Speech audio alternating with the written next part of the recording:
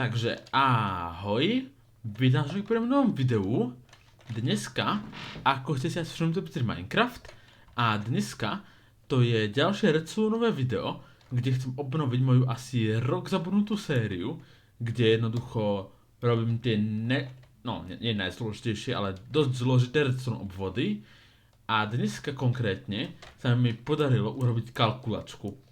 Už som sa o to snažil, akože to, ako nerobil som to dneska, hej, to je všetkým jasné, ale jednoducho je funkčná. A dneska to všetko ukážeme.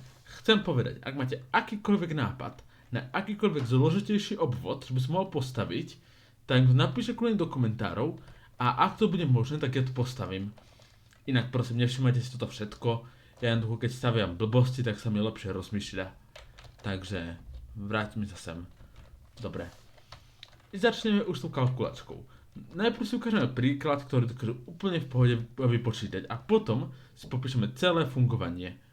Takže, inak neviem som ešte, čo by niekto v Česku a na Slovensku robil kalkulačku, takže tak.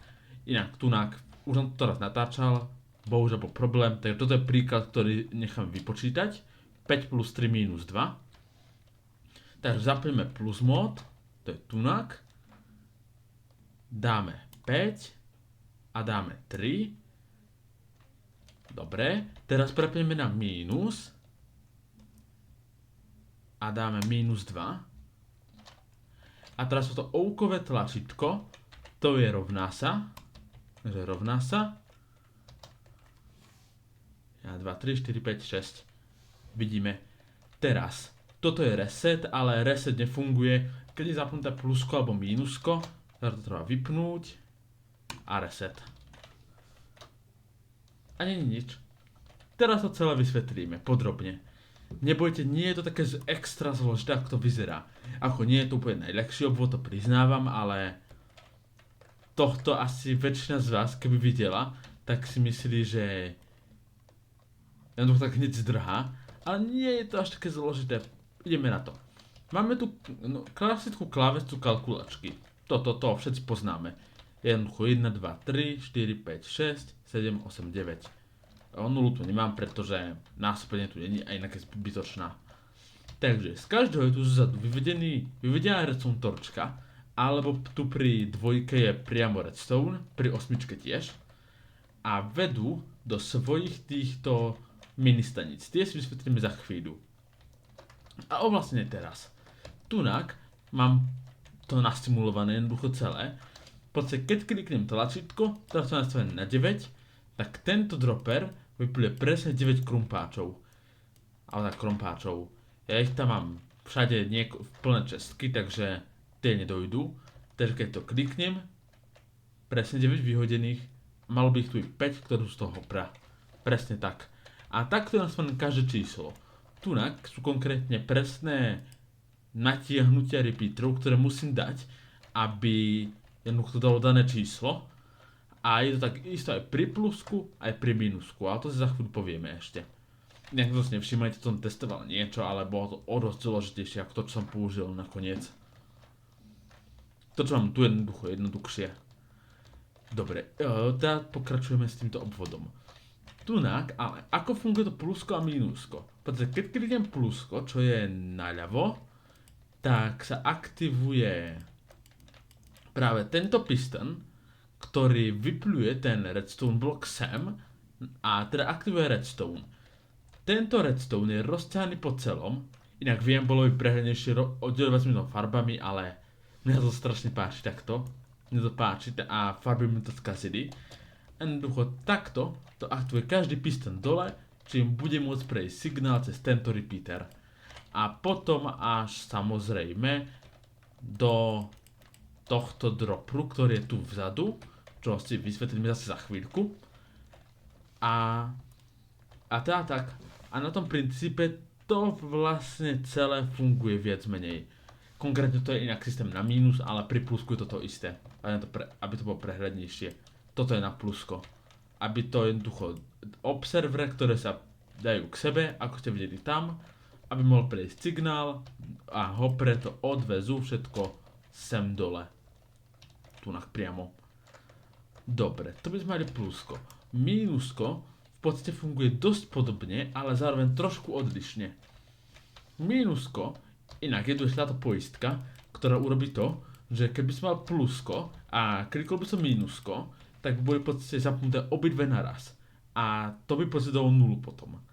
A teda, aby som to poistil, aby sa to nestávalo, tak je tu piston, ktorý ten blok vždy odsunie naspäť. To isté je aj tu. A to bere signál z mínuska. Systém je úplne identický tunak. Je sa tu trošku jednoduchšie zapojený, možno to mohol tu ukazovať. A samozrejme potom z pluska odsunie redstone blok. A toto vedie zase do týchto pistonov, ktoré už ale nevyplývajú itemy, ale keď sa observer dajú k sebe, tak idú presne na toľko kliknutí, ktoré stačia, aby sa tu z tohto dropru, ktorý je tu dole, vyplul daný počet itemov. Z tohto. Presne na toto stačí. Nevšimajte si ten minecart, vysvetlíme si to potom. Dobre, to by sme mali v podstate vysvetlený základný systém, ako to odčítava a sčítava. Chápeme, ak nechápete, ale je to tak. Jednoducho. Potom ideme na rovná sa. Tunak máme úkové tlačítko rovná sa. Tunak ide zase zo steny a dôležitá časť je, že tunak to presne na tento interval, čo je v podstate to isté, čo máme tunak, aktivuje tieto dva observere, z čoho to navedie signál do tohto dropru a povyplúva všetky itemy tam do na pressure plate. Tým, že na pressure plate sú na tomto itemy, tak vydáva taký signál, aký jednoducho má, koľko tam itemov, podľa toho.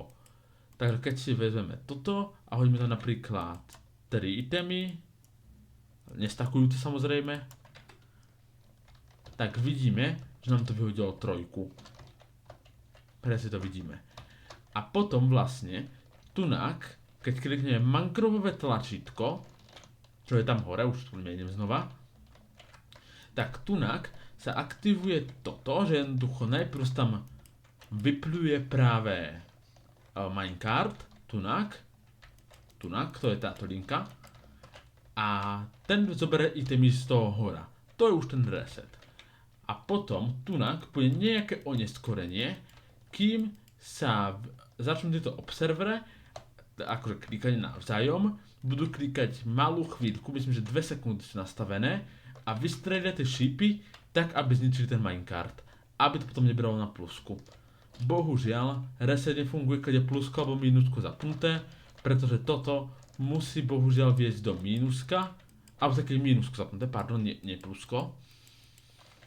Toto musí viesť do mínusku, musí viesť jednoducho do tohto dispenzeru, pretože keď je mínusko, aby sa nestávalo to, že jednoducho itemy spadnú sem a ostali by tam, teda by mínus nefungovalo. A toto už bolo trošku zložitejšie, ja viem. Takže jednoducho aktivuje sa mínus, idú signály, zároveň sa tu aktivuje práve minecart s hoprom, ktorý to vezme, aby to tam, inak bude tam preklikali vtedy jednotka, ale to nemám ako zabrániť. A teda tak, to je celé. Potom už samozrejme sa to zničí, tu to je do observerov, kde to už hodí do lávy. A to je úplne celý obvod. Nie je to zase také zložité, ako to vyzerá, ale aj tak ako jednoduchým obvodom by som to nenazval. Inak potom samozrejme tunak, keďže to vydáva signál podľa toho, koľko tam itemov, tak tunak hore musí byť dlhá redstone linka presne na 15, kde sa tu strieda repeater, redstone, až sem k torčkám, kde tieto torčky aktivujú už tieto lampy. A to je celé. To už som naozaj viac čo vysvetliť. Toto je celé fungovanie kalkulačky, inak tie česky, čo sú tu, v nich sú iba tie krompáče, aby ak tak nedošli, lebo keby tam bolo 9, tak to po jednom spustení sa môže úplne prestať fungovať. A teraz tohto videa je to všetko, takže ja dúfam, že sa vám toto video páčilo. Ak áno, budem rád za like. Ak ešte nemáte odber, budem za takisto veľmi rád. Budem pri ďalšom videu, ale dovtedy zatiaľ ahoj.